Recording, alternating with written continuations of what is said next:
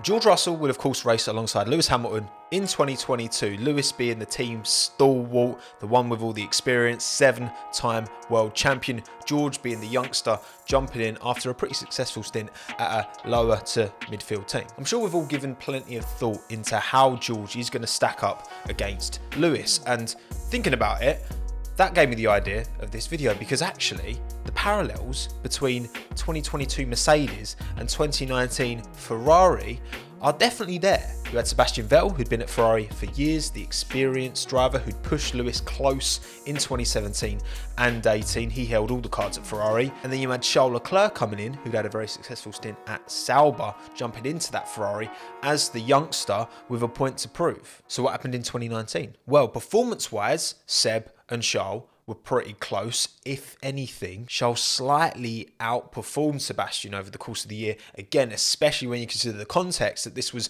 not only his first season at Ferrari, but only his second in Formula One at all. Seb, on the other hand, was in his 5th at Ferrari and his 12th in the sport. So could we see a similar story at Mercedes this season? George in his 4th year in Formula One, granted, but first at Mercedes. But Lewis in his 9th at Mercedes and 16th in all of F1.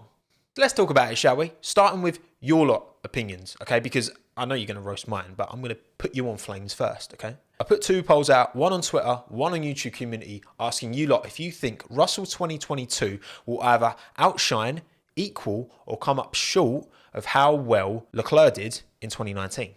Because the standard set by Charles was pretty damn high. So on Twitter, there was 10k votes, over 10k. Pretty much exactly the same percentage of you said George is going to do better than Charles and Charles is going to do better than George. 29% of you said they were going to come out equal as well. So Twitter actually, for the most, I guess it makes sense. No, does it? It is the most polarizing platform, but then everyone disagreed basically. So yeah, that actually makes sense for Twitter. YouTube community, on the other hand, was a different story. Out of 26,000 votes, 45% of you lot thought that Russell 2022 is going to outshine Leclerc 19. Only 24% of you thought that Russell will come up short. Now, maybe that's British bias, okay? Even though only 18.5% of you watching are British, but it's usually British bias, isn't it? Because I could either debate someone on a subject or I could just label them bias.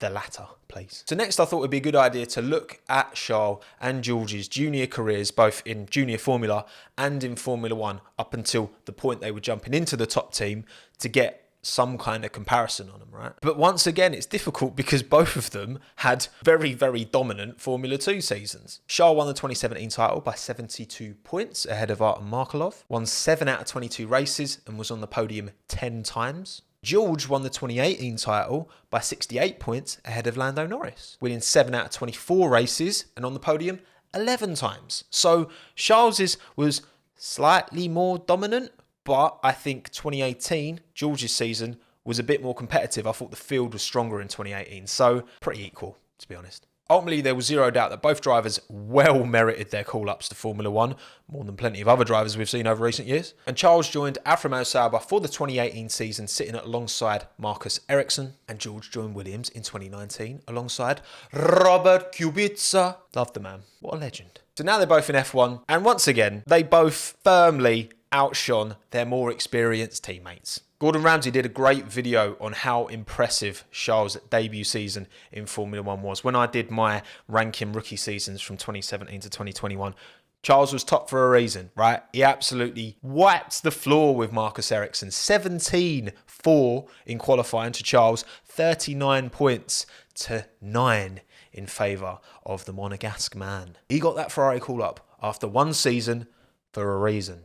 That rhymes. As for George, his debut season is a bit more difficult to measure because obviously we knew the level that Marcus Ericsson was at based off, his experience in Formula One. So you could be like, okay, Marcus is about here. Charles did this much of a better job. So you can kind of get an idea of where Charles, what level he was driving at. But the problem with Kubica is obviously that was a very, very unique situation. After his horrific rally car accident in 2011, Robert Kubica's injuries looked pretty insurmountable. Like the fact that he was able to drive, let alone race, a Formula One car in 2019 is in itself a miracle. prime Kubica was, I mean, the potential that he had, honestly, it's actually so sad because I think he could have comfortably won at least a couple of world titles if he was given the right equipment.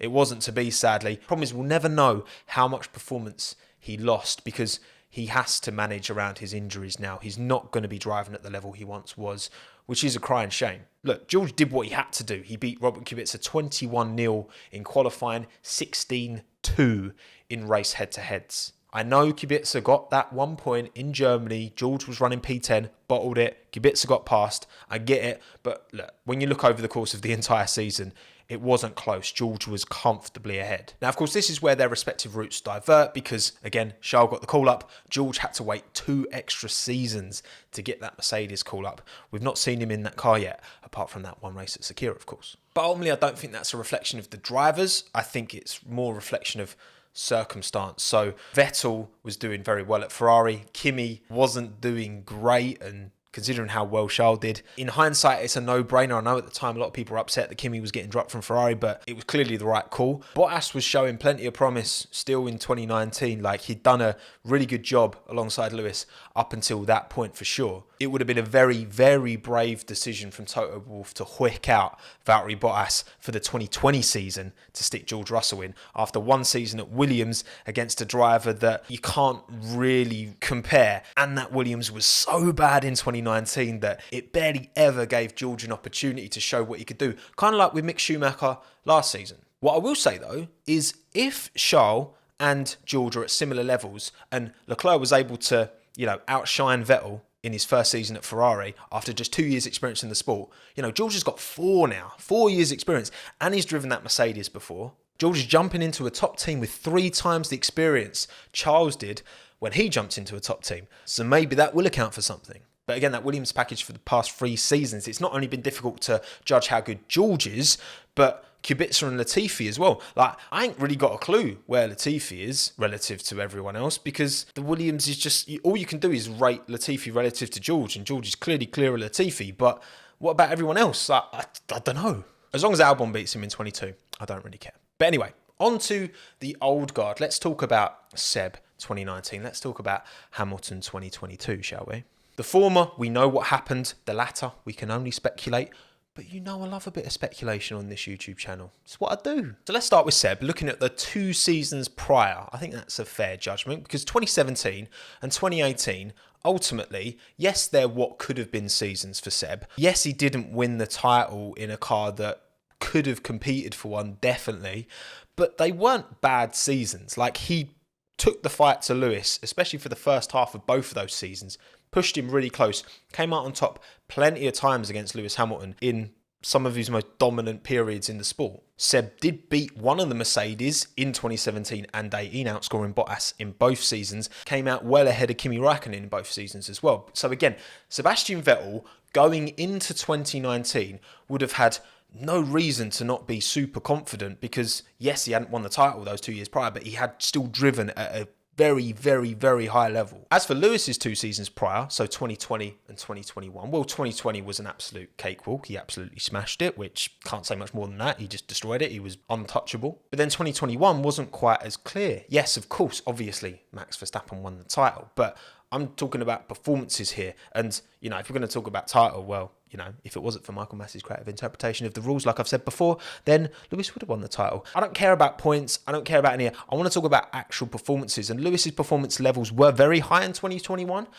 but he did make uncharacteristic mistakes that we hadn't seen from him in recent years. Is that just because we've got higher expectations of Lewis because he was so dominant? That probably is a factor. He did ride his luck at times to keep that championship fight going for as long as it did. He showed in 2021 that he was human, but again, the final 4 races of the season, he should have won all 4. It wasn't like he ended, falling away. He ended strong, Lewis. And again, that's going to give him confidence and Lewis fans confidence going into 2022. So again, Leclerc jumped into that Ferrari in 2019, in his second year in the sport, and was immediately on pace. Should have won the second race of the season at Bahrain. Sad times. Slightly outperformed his way more experienced teammate, and that really set the tone for 2020 when Charles's relative performances got even better and Ferrari's shift clearly went towards Leclerc. But if you replace those names with Russell and Hamilton, could that also pan out in the same way?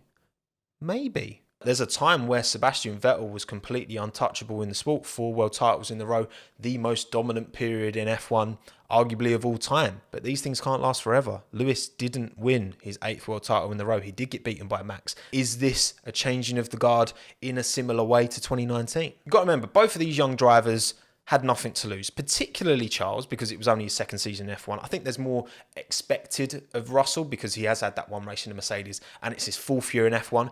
But still, if Lewis beats George in 2022, he's not going to get hammered for it because I don't think the expectation is there, right? And it certainly wasn't expected that Leclerc was going to beat Vettel in 2019. So that pressure is very firmly on the more experienced driver in that scenario. Maybe Seb underestimated Leclerc in 2019. Maybe Lewis might underestimate George in 2022. Then there's the age factor. In 2019, Seb was 31 years of age. Lewis will be 37 in 2022. And yes, I know age is just a number. You can see 90-year-olds who can skip. I lost a game of ping pong ball bounce connect 4 to Hannah's 92-year-old granddad. He wiped the floor with me. I still haven't gotten over it. And on top of that, I mean, how much of it is long COVID or not, I don't know. We know Lewis had that. And you saw in 21, like after plenty of races, he looked like he was about to collapse. The combination of that and aging,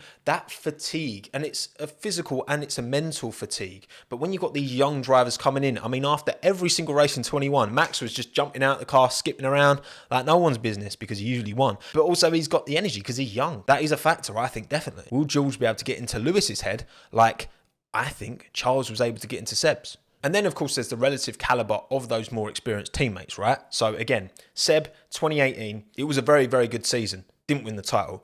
Lewis, 2021, was a very, very good season.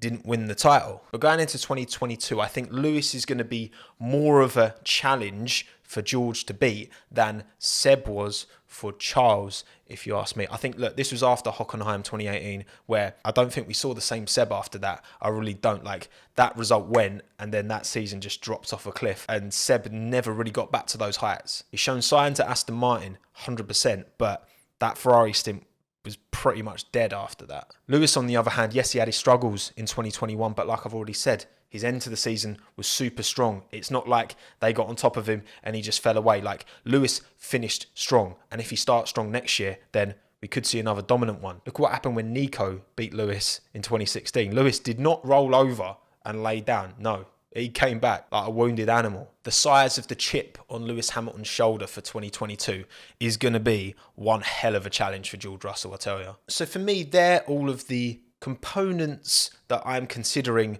when I'm thinking about this to come to my own conclusion. So what do I think? How will Russell 22 stack up against Leclerc 19? I do think George will push Lewis closer than Valtteri's been able to in recent years. But actually, I think it will be quite similar to Valtteri's 2017 season, his first season at Mercedes, where arguably that was probably his best season at Mercedes. He scored 84% of Lewis's points in that season and won 3 races.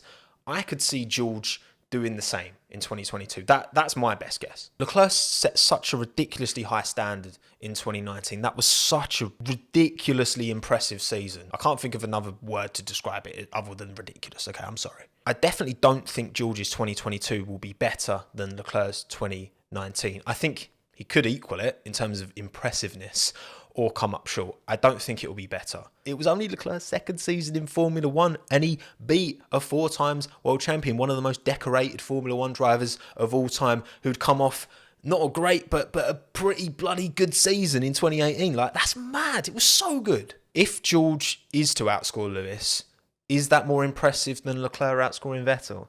Because I do think Lewis right now is a more complete package than Vettel was at the end of 2018. That would be mad impressive. I think it will be damn close, I tell you. I really do.